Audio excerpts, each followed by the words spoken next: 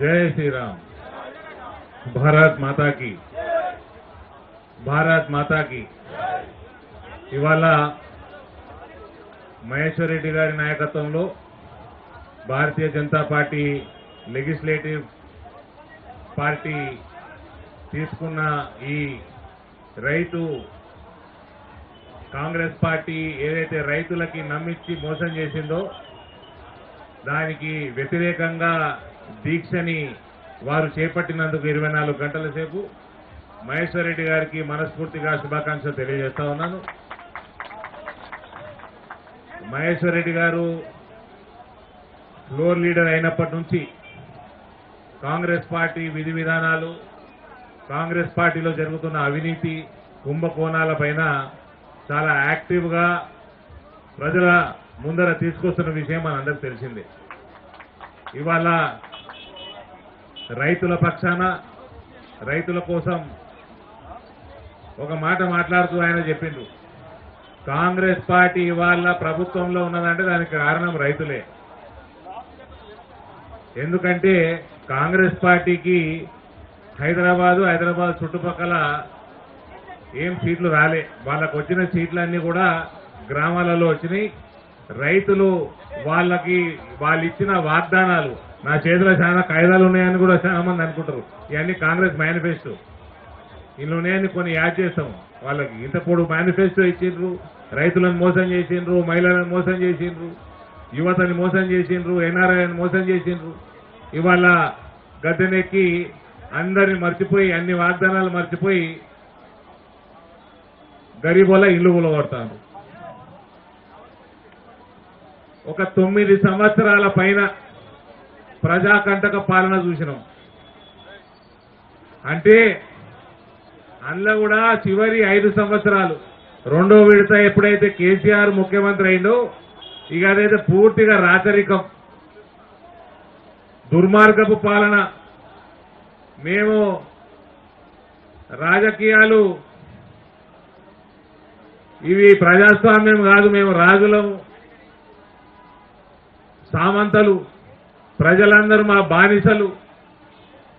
ఈ రకమైన దౌర్భాగ్యపు అరాచక పాలన, రాచరికం పాలన కేసీఆర్ కొనసాగించిన విషయం మనకు తెలిసిందే. వాళ్ళు చెప్పినట్టే వినాలి, ఓళ్ళు మాట్లాడొద్దు, మాట్లాడిన మీద దాడులు, కార్ల మీద ఇళ్ల మీద దాడులు. అదేదో పూర్తి స్థాయిలో దొరల పాలన మనం 9 సంవత్సరాలు చూసి అందులో లాస్ట్ 5 ఇయర్స్ మాత్రం పూర్తిగా ప్రజాకంటక పాలన, ప్రజా వ్యతిరేక పాలన చూసినందుకు వాళ్ళకి ప్రజలు కర్రుగాల్చి వాత పెట్టి వాళ్ళని గద్దెని నింపి ఈ కాంగ్రెస్ వాళ్ళని గద్దెనెక్కించారు. ఇక వీళ్ళు ప్రభుత్వంలోకి వచ్చినాక అదేమో పూర్తి స్థాయిలో రాచరికము, ఇదేమో అరాచకం అయిపోయింది.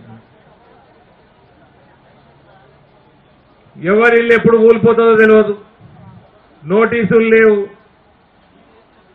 సమయం ఇచ్చేది లేదు.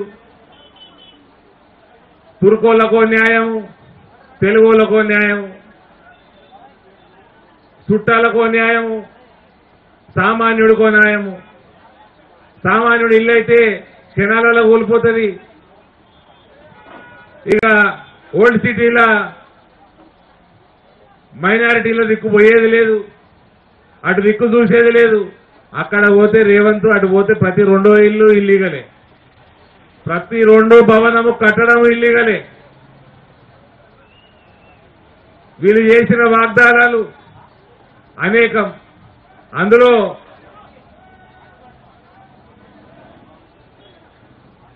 రైతులకి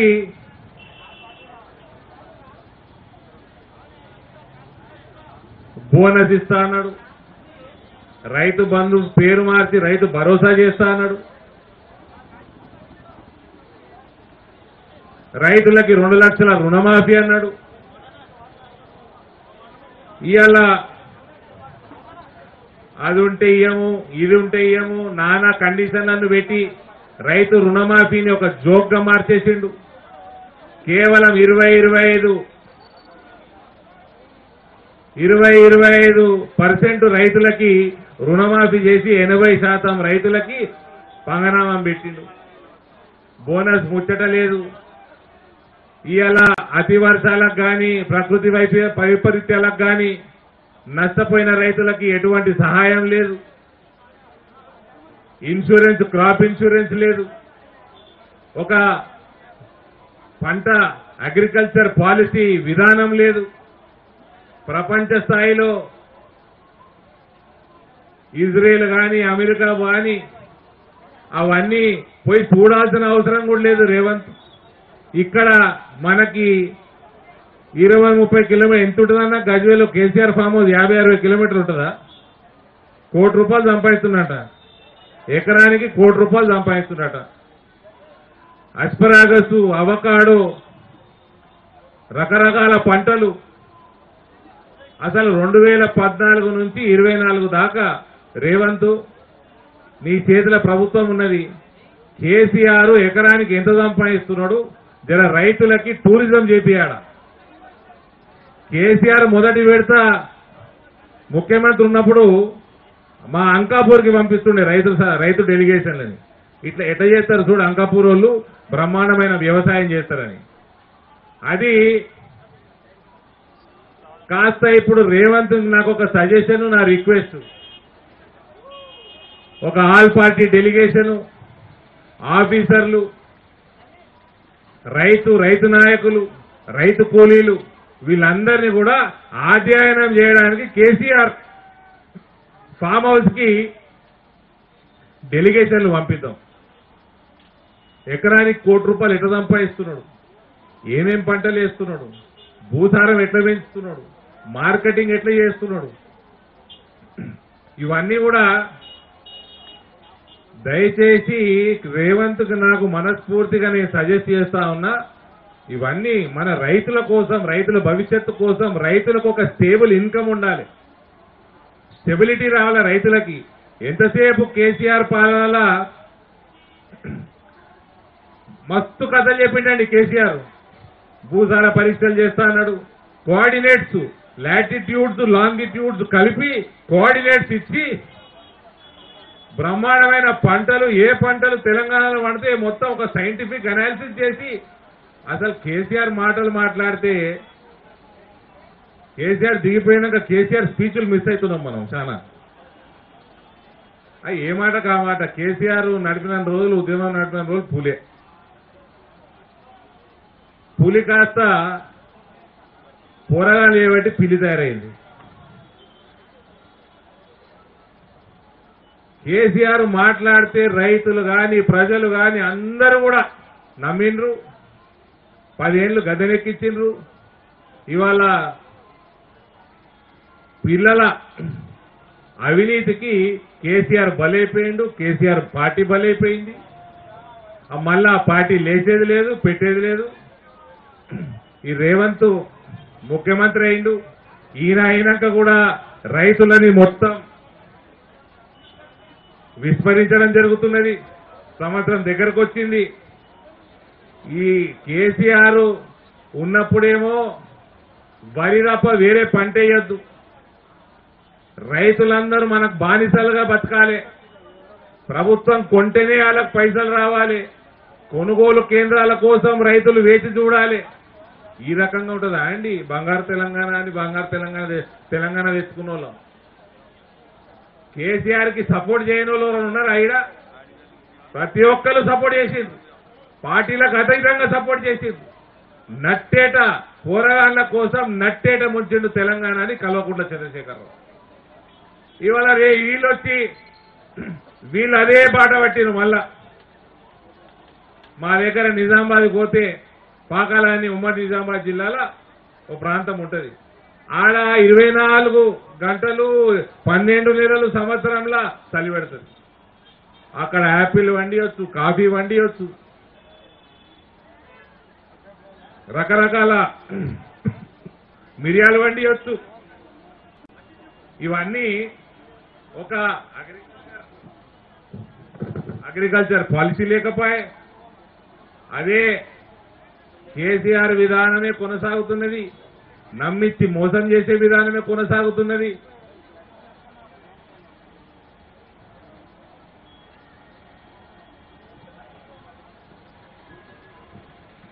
ఇక మన కేసీఆర్ కొడుకులో మాట్లాడుతున్నాడు ఈ మధ్య. ఆయనకు అల్లం కొమ్ము పసుపు కొమ్ము పక్కకు పెడితే దాన్ని గిత్తకుండా వాసన చూడకుండా చెప్పమంటే చెప్తే ఆయన రైతు నాయకుడిది మేమందరం ఒప్పుకుంటామండి.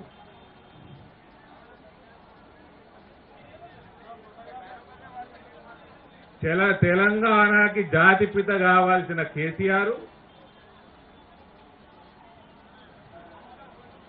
ఇవాళ పోరగాళ్ళకి పితగా మిగిలిపోయింది, ఇద్దరు పోరగాళ్ళకి. ఎందుకంటే ఆ ఇద్దరు పోరగాళ్ళ అవినీతి, భాగవతాలు, వ్యవహారము ఇవన్నీ కథం పట్టించిండు. ఆయన కథమైండు, పార్టీ కథం పట్టించిండు, తెలంగాణను కథం పట్టించిండు.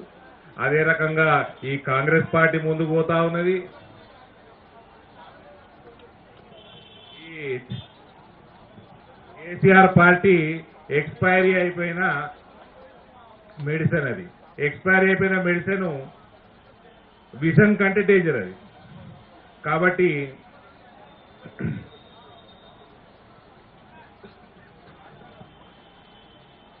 ఆ కేసీఆర్ పార్టీ కథమైంది, కేసీఆర్ శకం ఓడిసింది. పులికి ఇద్దరు పిల్లులు పుట్టినరు, ఆ పిల్లులు అవినీతిలకు ఉరికిపోయినరు, జైల్లో పడుతున్నారు, జైల్లో బయటకు వస్తున్నారు, బెయిల్ మీద ఉంటున్నారు. ఈ రాష్ట్రంలో మనకి రైతు రాజ్యం రావాలంటే మనకు భారతీయ జనతా పార్టీ తప్ప వేరే ఆస్కారం లేదు. కాంగ్రెస్ ప్రభుత్వం వచ్చి దాదాపు సంవత్సరం అవుతా ఉన్నది. ఒక కన్స్ట్రక్టివ్ అపోజిషన్ ఎంపీగా నేను సజెస్ట్ చేస్తా ఉన్నా, దయచేసి ఒక అగ్రికల్చర్ పాలసీ తీసుకురండి, సాయిల్ టెస్టింగ్ చేపియండి, ఇంపోర్ట్స్ ఏమేం తెలంగాణ విదేశాల నుంచి ఏమేమి ఇంపోర్ట్ చేసుకుంటున్నదో ఇవాళ డ్రాగన్ ఫ్రూట్ కానీ అవకాడో కానీ ఇటువన్నీ అన్ని ఇంపోర్ట్ చేసుకొని ఇక్కడ పండించే ఆస్కారం కూడా ఉన్నది. డ్రాగన్ ఫ్రూట్ పండుతున్నది కూడా మా ప్రాంతంలో. ఇటువంటి వాటి పంటలకి మోటివేట్ చేయండి, ఇన్సెంటివైజ్ చేయండి. దేశ ఆర్థిక వ్యవస్థకి ఉపయోగపడతాము, మన రాష్ట్రం కూడా ఉపయోగపడుతుంది. ఈ రకమైన ఒక పాలసీ తోటి ముందుకు పోతే బాగుంటుందని కోరుకుంటూ ఒకసారి యాడ్ చేస్తా రేవంత్కి.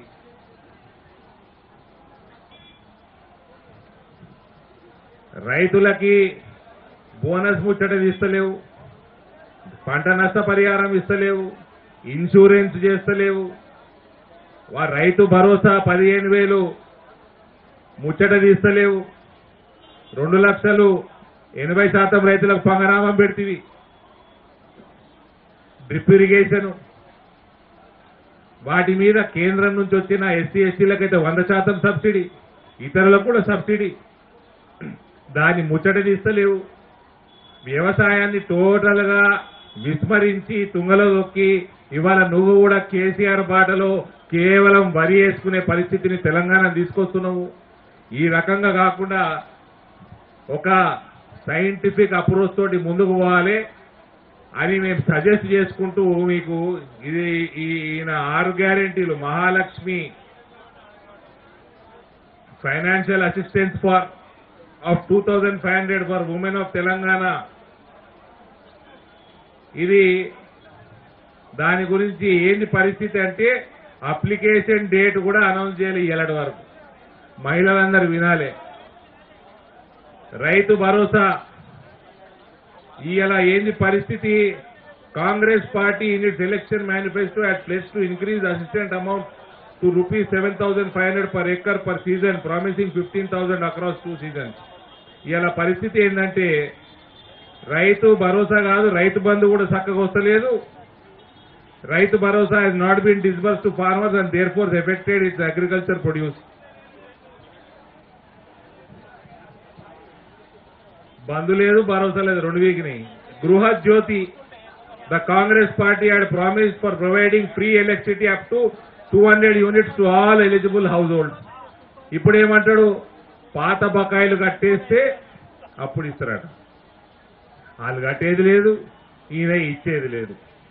అటు ఓల్డ్ నీ బకాయిలలో 90% రాష్ట్రంలో ఉన్న బకాయిలలో ఓల్డ్ సిటీలే ఉంటాయి. నీకు దమ్ము ధైర్యం ఉంటే పోయి వసూలు చేసుకురా పప్పు. ప్రతి దాంట్లో తురుకొనుకో న్యాయము, తెలుగొనుకో న్యాయము. ఇందిరమ్మ ఇల్లు, ఆ ఇందిరమ్మ చనిపోయి 7 ఆమె ఇప్పుడు కూడా శాంతంగా ఉండేది. ఆమె పేరు ఇప్పుడు కూడా బదనాలు చేస్తున్నది. Eligible applicant with 250 square yard plot and land and financial assistance of rupees 5 lakh facilitate the construction of their own homes. నామకే వాస్తే 11 మార్చి 2024 నాడు అనౌన్స్ చేసిండు. ఈయలటి వరకు ఒక ఇల్లు కట్టింది లేదు, ఒక అప్లికేషన్ తీసుకున్నది లేదు, ఒకళ్ళకి పైసలు ఇచ్చింది లేదు. ఇక ప్రతిసారి మోసపోయేది యువతనే, యువ వికాసం. అబ్బా ఇదైతే వింటే నాకు కూడా ఒకటైపోతుంది ఏంటండి ఇది విన్నాక. 5 lakh assistance for college students, Telangana International Schools in every mandal. The financial assistance card worth rupees 5 lakh will be provided to students, which can be used in payment of college fees, in addition to fee reimbursement.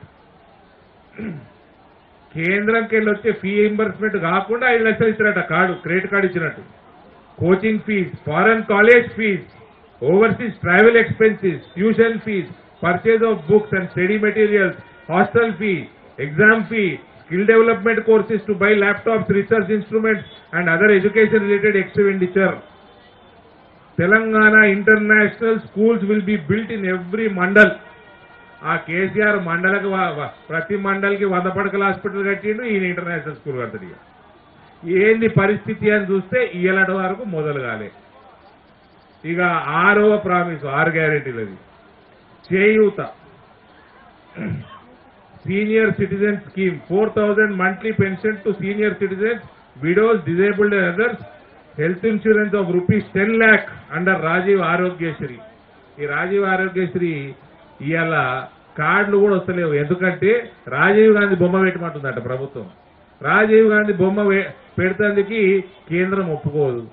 మాజీ ప్రధానమంత్రి లీడర్ని ఎందుకు పెట్టాలి? ముఖ్యమంత్రి చక్కదనం ఉన్నావు, ప్రధానమంత్రి photo నీ photo పెట్టుకొని కానీ అయ్యా నువ్వు ఉన్న 5 లక్షలు కూడా బంద్ చేస్తున్నావు. నువ్వు ఏబట్టి నీ 10 లక్షలు ఎన్నడో వస్తుందో రాదో కానీ అది ఆ స్కీము నాశనం. ఇక పెన్షన్ కట్ వస్తే monthly pension of rupees 4,000 will be provided to senior citizens, widows, disabled, beedi workers, single women, toddy tappers, weavers, AIDS and filaria patients and kidney patients undergoing dialysis. Rajiv Arogyasri health insurance of rupees 10 lakh will be provided. ఇప్పటి వరకు 4,000 రూపాయల scheme ఏమైంది అంటే ఇయ్యాలటి వరకు మొదలు కాలేదు. ఎన్నడు మొదలవుతుందో address లేదు. ఇక ఈ రకంగా మీ ప్రభుత్వం కొనసాగి సంవత్సరం అవుతా ఉంది. మీరు చేసిన వాగ్దానాలు మెయిన్ 6 వాగ్దానాలల్లా వాగ్దానం కూడా పూర్తి కాలేదు, మొదలు కాలేదు. ఇక నువ్వు పోయే బాట చూస్తా ఉంటే ఆ కేసీఆర్ని ఎట్లయితే కర్రుగాల్చి వాత పెట్టినరో ప్రజలు, నీకు కూడా అదే గతి తొందరలో పడుతుందని క్లియర్గా కనబడతా ఉన్నది. ఈ రాష్ట్రంలో భారతీయ జనతా పార్టీ తప్ప ప్రజల మేలు కోసం, శ్రేయస్సు కోసం, రైతు నిజమైన భరోసా కోసం బీజేపీ తప్ప వేరే ఆస్కారం లేదు. ఇప్పటికీ చెప్తా ఉన్నాం, దయచేసి మీరు చేసిన వాగ్దానాలు ఇంప్లిమెంట్ చేయండి, రైతులను ఆదుకోండి, రైతులకు మీరు ఇచ్చిన వాగ్దానాలు నిలబెట్టుకోండి. ఒక మంచి సైంటిఫిక్ అప్రోచ్ తోటి అగ్రికల్చర్ పాలసీ తయారు చేయండి. ఇవాళ కొద్దో గొప్ప పనిచేసి, కొద్దో గొప్ప ఎక్స్పోర్ట్ ఇంపోర్ట్ మీద పనిచేసి, కొంచెం లాజిస్టిక్స్ మీద పనిచేస్తే 5 సంవత్సరాలు ఎంపీ ఉన్న 2 సంవత్సరాలు 15,000 14,000 రేటుకి పసుపు అమ్ముకుంటా ఉన్నారు మా ప్రాంతంలో. గత 20 ఏళ్ళు రేట్లు ఇవాళ అమ్ముకుంటా ఉన్నారు. కొంచెం పనిచేస్తే ఎంపీగా నువ్వు ప్రభుత్వం ఉన్నావు, ముఖ్యమంత్రి ఉన్నావు, నీకు where there is a will there is a way అన్నట్టు, మనసుంటే మార్గం ఉంటుంది అన్నట్టు. దయచేసి మనసు ఉంచుకో రైతుల మీద, రైతుల భవిష్యత్తు కోసం పనిచేయండి, మంచి పాలసీలు తీసుకురండి, మంచి పంటలు తీసుకురండి, మంచి విధానాలు తీసుకురండి. కేసీఆర్ బాటలో పోవద్దు, తెలంగాణ నాశనం చేసిండ్రు. ఇంకోటి క్లియర్ గా చెప్తున్నా బ్రదర్, మళ్ళీ చెప్తున్నా, మొన్న చెప్పిన కేసీఆర్ పోరగాన్లకి కుక్క కూడా ఓటేయదండి. వాళ్ళు చేసిన పాపాలు, వాళ్ళు చేసిన అఘాయిత్యాలు ఇంతో అంతో కావు. ఆ రాచరికము, ఆ దాడులు, కేసులు, ప్రతి ఒక్కరిని భయపెట్టించుడు. కేసీఆర్ పోరగాన్లకి కుక్క కూడా ఓటేయదు. భారతీయ జనతా పార్టీ ఈ రకంగా మహేశ్వర్ రెడ్డి గారి నాయకత్వంలో ఒక్కటై ఇవాళ ఏ రకంగా అయితే రైతుల కోసం ఈ దీక్ష చేపట్టిందో ఇదే విధంగా మనము ఒక మంచి అపోజిషన్, బలమైన అపోజిషన్ పార్టీగా ముందుకెళ్దాం. రానున్న కాలం భారతీయ జనతా పార్టీ ప్రభుత్వం ఏర్పాటు అవ్వడం ఖాయం. ఎట్లా ఏర్పాటు కాదో మేము కూడా అందరం కలిసికట్టుగా చూస్తాం. తప్పనిసరిగా పెద్ద మెజారిటీ తోటి ఈసారి భారతీయ జనతా పార్టీ ప్రభుత్వం తీసుకురావడానికి మేమందరం కలిసికట్టుగా ముందుకు పోతాం. మరోసారి మహేశ్వర్ రెడ్డి గారికి మనస్ఫూర్తిగా శుభాకాంక్షలు తెలియజేస్తా ఉన్నాను. ధన్యవాదాలు. భారత్ మాతాకి.